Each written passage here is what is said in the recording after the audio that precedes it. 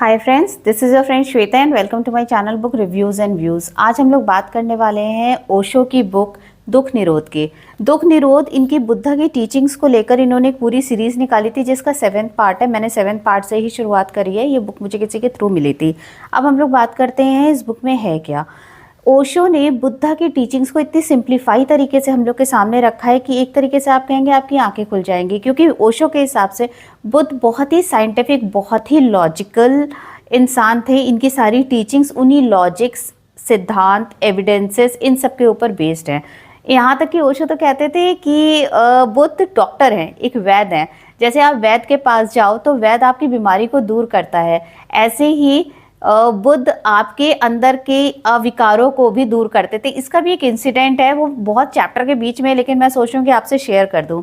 जैसे दुख निरोध, आपको चैप्टर के नाम से ही लग रहा होगा कि ये क्या है, दुख का हट जाना, निरोग हो जाना दुख से। तो गौतम बुद्ध हमेशा कहते हैं कि मैं तुमको सुख नहीं दे सकता, लेकिन मैं तुम्हारे दुख दूर कर सकता हूँ। इसका इन्होंने एक एग्जाम्पल दिया है। जैसे कोई इंसान किसी डॉक्टर के पास जाए और उससे कह दे कि डॉक्टर साहब मुझे स्वास्थ्य दे दो, तो डॉक्टर कहेगा मैं तुमको स्वास्थ्य तो नहीं दे सकता, लेकिन मैं तुम्हारी बीमारियां छीन सकता हूँ। बीमारियां छीनने के बाद जो तुम्हारे पास बचेगा उसको तुम स्वास्थ्य कहो या कुछ और कहो। ऐसे गौतम बुद्ध कहते हैं कि मैं तुम्हारे दुख दूर कर सकता हूँ, लेकिन मैं तुम्हें सुख नहीं दे सकता। सुख क्या है, सुख की परिभाषा इंसान के लिए अलग अलग है। जो तुम्हारे पास दुख हटने के पास बचा उसको तुम सुख मानो तो सुख, अगर कुछ और मानो तो वो तुम्हारे ऊपर है, लेकिन वो इसकी गारंटी नहीं कह सकते, क्योंकि सुख की डेफिनेशन तो आप अपने हिसाब से अपने लिए बनाते हैं। अब हम लोग बात करते हैं इस बुक में है क्या। इस बुक को बेसिकली उन्होंने कुछ चैप्टर्स में डिवाइड करके रखा हुआ है। 8 चैप्टर्स, 7 चैप्टर्स हैं बेसिकली, 7-8 चैप्टर्स में डिवाइड करके रखा है। हर चैप्टर्स में ओशो का, अगर आपने ओशो को कभी सुना भी होगा तो आपको उनका एक टिपिकल स्टाइल पता होगा। हर चीज़ में एग्जाम्पल देते हुए, कहानियाँ सुनाते हुए और ह्यूमर के साथ थोड़ा।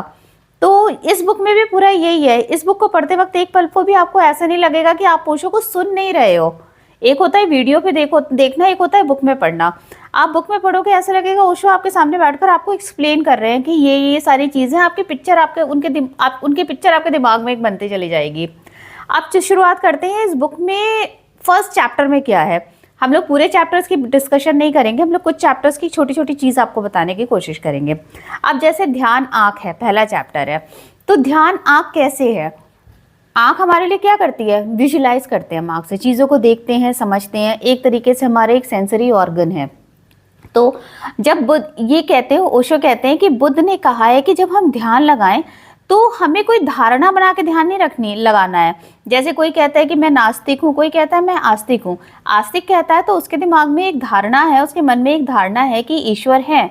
नास्तिक के मन में एक धारणा है कि ईश्वर नहीं है।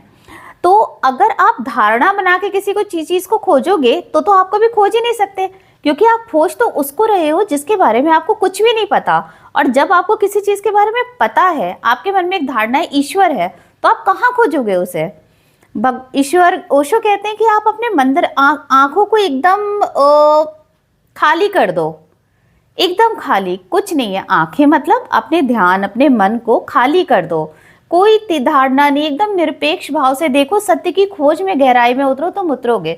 शुरू में तुम्हें लगेगा अंधेरा है, अंधकार है, कुछ समझ में नहीं आ रहा, लेकिन उसमें जब गहरे घुसते चले जाओगे, डूबते चले जाओगे, तो तुम्हें सच्चाई सामने आनी शुरू हो जाएगी। ऐसे ही उन्होंने कई छोटी छोटी कहानियों के साथ इसको एक्सप्लेन किया है। उन्होंने कुछ चैप्टर में आगे चल के अपने आर्य समाज के प्रति भी, एक ने क्वेश्चन पूछा था कि मैं एक आर्य समाजी हूँ, लेकिन अब मैं आपके पास संन्यास में आना चाहता हूँ। तो उस क्वेश्चन को जब डील करते वक्त उन्होंने आर्य समाजी, महर्षि दयानंद, स्वामी दयानंद के बारे में भी जो चीज़ें बोली हैं, जो लोग फेवर में होंगे उनको, किसी को आपत्ति हो सकती, किसी को आपत्ति नहीं हो सकती, लेकिन इतना ब्लंट रिस्पॉन्स, इतना ब्लंट किसी का बोलना ना आपने कभी सुना नहीं होगा। लेकिन एक बात और भी है, जो इतना ब्लंट बोलता है वो कहीं ना कहीं सच बोल रहा होता है। उसको किसी चीज़ का डर नहीं होता।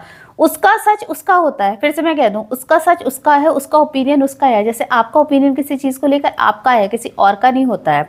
उसी तरीके से फिर उन्होंने कहीं कहीं पे महात्मा गांधी के बारे में भी कुछ चीज़ें बोली हैं।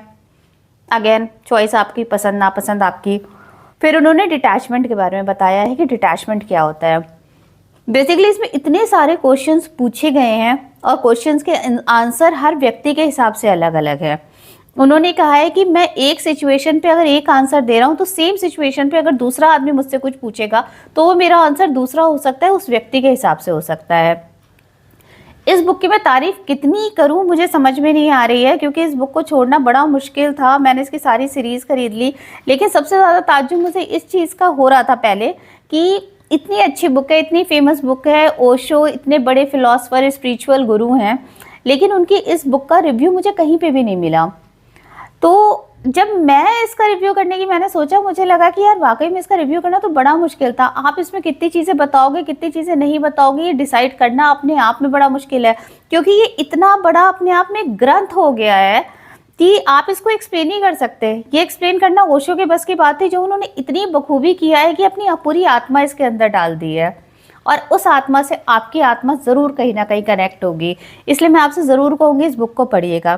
फिर इन्होंने क्या कहा कि प्रेम किससे करें, एक छोटा सा डिस्कशन था प्रेम के बारे में। प्रेम क्या है, प्रेम किससे करें, एक मैंने कहीं पढ़ा था या इस बुक में पढ़ा था, मुझे याद नहीं आ रहा, लेकिन मुझे लगा आपसे ये किस्सा शेयर करना चाहिए, इसलिए मैं आपसे शेयर कर रही हूँ। एक व्यक्ति इनसे पूछता है कि मैं बहुत अकेला फील करता हूँ, मेरा अकेले मुझे किसी की कंपनी चाहिए होती, मैं अकेले नहीं रह सकता। तो वो कहते हैं कि तुम में ऐसा क्या है कि जो तुम इतना बोर हो जाते हो अपने आप से। जब तुम अपने आप से इतना बोर हो सकते हो, तुम्हें एक कंपनी मिली, वो भी तुम्हारी तरह, वो भी कहीं ना कहीं अपने आप से बोर होती होगी, तो दो बोर मिलके क्या अच्छा कर लोगे। सबसे पहले प्रेम करने का मतलब होता है आप अपने आप से प्रेम करना शुरू करें। आप जब अपने आप से प्रेम करना, कैसे कोई कहे, हम कह सकते हैं शीशे के सामने खड़े हो कि I love my self, I love my self, लेकिन क्या वाकई में ऐसा हो जाता है? आपने कई बुक्स में पढ़ा होगा, लोग कहते हैं कि अरे कहा करो, शीशे के सामने खड़ा करो, I am very beautiful, I love my self, आप ये वो आप वो, है ना। तो वो कहते हैं इसका मतलब ये हुआ कि जब आप अपने आप को प्यार करना शुरू करोगे, चाहोगे आप अपने आप को प्यार करना, तो आपको अपने अंदर वो चीज़ें दिखेंगी, वो कमियां दिखेंगी, जो आपको रियलाइज़ होंगी कि अगर ये हट जाए तो आप और बेहतर इंसान बन जाओगे। जब आप अपने आप को प्यार करना शुरू करोगे, आप अपने आप को एक बेहतर इंसान बनाने लगोगे, क्योंकि आप वो किसी और के लिए नहीं कर रहे हो, आप अपने लिए कर रहे हो। मुझे अच्छा लगा, मैंने शेयर किया। इसको उन्होंने बहुत अच्छी तरह डिटेल में बताया था। मेरे बताने में वो बातें शायद नहीं आएंगी क्योंकि मैं कोई फिलोसफर तो हूँ नहीं, लेकिन आप इस बुक को पढ़िएगा। प्लस उन्होंने डिटैचमेंट भी बताया है। डिटैचमेंट क्या होता है? डिटैचमेंट का मतलब ये नहीं होता है कि आप घर छोड़ के चले जाओ, आप संन्यास ले लो, क्योंकि लोग संन्यास ले लेते हैं। किसी की नौकरी नहीं चल रही, आपने संन्यास ले लिया, किसी का हार्ट ब्रेक हो गया, उसने संन्यास ले लिया, वो धन से विहीन हो गया, उसने संन्यास ले लिया। संन्यास भागना नहीं है, संन्यास अपनाना होता है। संन्यास अपनी कमियों को अपनाना है, अपनी स्थिति को अपनाना है, अपने आप को, अपनी सिचुएशन को अपनाना है, उसके बाद डिटैच होना है। थोड़ा सा कॉम्प्लिकेटेड लग रहा है सुनने में, मेरे से हो सकता है सुनने में लग रहा हो, लेकिन आप जब पढ़ेंगे तो आपको लगेगा कुछ भी कॉम्प्लिकेटेड नहीं है। इतनी आई ओपनिंग, इतनी हार्ट ओपन करने वाली बुक है ये आपकी, कि इसको तो मैं बहुत ही ज़्यादा रिकमेंड करूँगी। इस बुक को बिल्कुल मत छोड़िए, कहीं से मिले पढ़िए, इसको बोरो करिए, खरीदिए, कुछ भी करिए। लेकिन अगर लाइफ में अपने कुछ समझना है, चीज़ों को, अपने आप को समझना है, तो पढ़िए। ये और फिलॉसफी की बुक्स की तरह नहीं, मुझे फिलॉसफी कभी बोरिंग नहीं लगती। कुछ लोग कहते हैं कि उनको लगती है, तो जिसको और फिलॉसफी की बुक्स बोरिंग लगती है वो इससे शुरुआत करे। एक आपको एक मार्ग दिखेगा, आई थिंक, जिसको आप फॉलो करना चाहेंगे, अपनी लाइफ में इम्प्लीमेंट करना चाहेंगे, अपनी लाइफ को ईजी करना चाहेंगे। Choice is yours. Thank you so much. अच्छी बुक्स पढ़िए, अच्छी इन्फॉर्मेशन फैलाइए। धन्यवाद। Thank you so much.